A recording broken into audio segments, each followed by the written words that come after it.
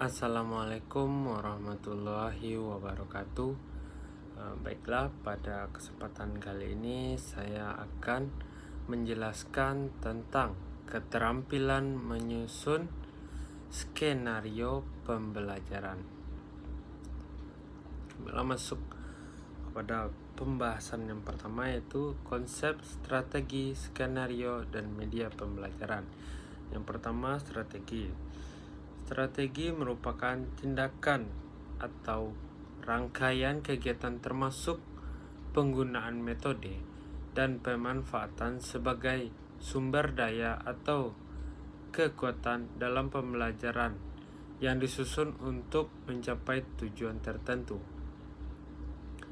Yang kedua, skenario. Skenario adalah urutan cerita yang disusun oleh seseorang agar suatu peristiwa terjadi sesuai dengan yang diinginkannya. Yang ketiga, media pembelajaran. Media dalam perspektif pendidikan merupakan instrumen yang sangat strategis dalam ikut menentukan keberhasilan proses belajar dan mengajar.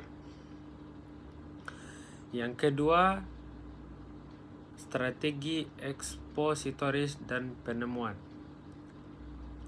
A. Strategi ekspositoris.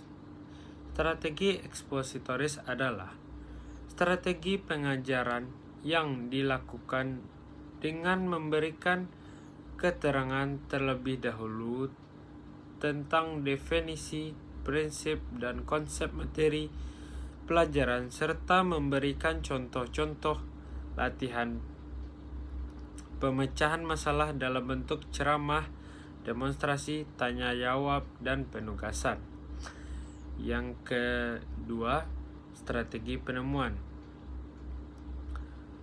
Strategi penemuan merupakan suatu model pembelajaran yang dikembangkan berdasarkan pandangan konstruktivitas. Strategi penemuan merupakan pembelajaran berdasarkan penemuan, konstruksi, dan teori bagaimana cara belajarnya. Masuk ke poin yang ketiga, yaitu skenario pembelajaran. A. Kegiatan pendahuluan. Kegiatan pendahuluan yaitu dengan yang pertama dengan mempersiapkan peserta didik secara psikis dan fisik untuk mengikuti proses pembelajaran. Yang kedua, mengajukan pertanyaan apabila telah usai pembelajaran dilaksanakan. Yang ketiga, mengantarkan peserta didik kepada suatu permasalahan. Dan yang terakhir, menyampaikan garis besar cakupan materi dan penjelasan tentang kegiatan yang akan dilaksanakan peserta didik untuk menyelesaikan sebuah permasalahan. Yang kedua, kegiatan inti. Kegiatan inti merupakan proses pembelajaran untuk mencapai tujuan yang dilakukan secara interaktif, inspiratif, menyenangkan, menantang, dan memotivasi. Lanjut, yang ketiga, kegiatan penutup. Kegiatan penutup, guru-guru bersama dengan peserta didik dan sendiri membuat rangkuman atau kesimpulan pembelajaran, melakukan penilaian atau refleksi terhadap kegiatan yang sudah dilaksanakan secara konsisten dan terprogram. Kegiatan penutup ini bertujuan untuk memberikan ulasan atau penyampaian yang sangat singkat, padat, dan jelas kepada peserta didik dari pembelajaran yang telah dilaksanakan. Dan yang terakhir, media pembelajaran. Media pembelajaran berdasarkan jenisnya dapat dijabarkan sebagai berikut. Yang pertama, media asli hidup Itu seperti akuarium dengan ikan dan tumbuhannya yang di dalamnya. Yang kedua, media asli mati, misalnya seperti herbarium, taksidermi, dan lain-lainnya. Yang ketiga, media asli tiruan, seperti model irisan bagian dalam bumi, model penampang batang, penampang daun, dan lainnya.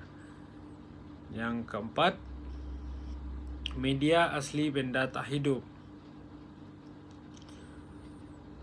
Contohnya berbagai jenis bantuan mineral, kereta api, pesawat terbang, dan lainnya. Selanjutnya, media grafis. Contohnya seperti bagan, diagram, grafik, gambar, foto, lukisan, dan lainnya.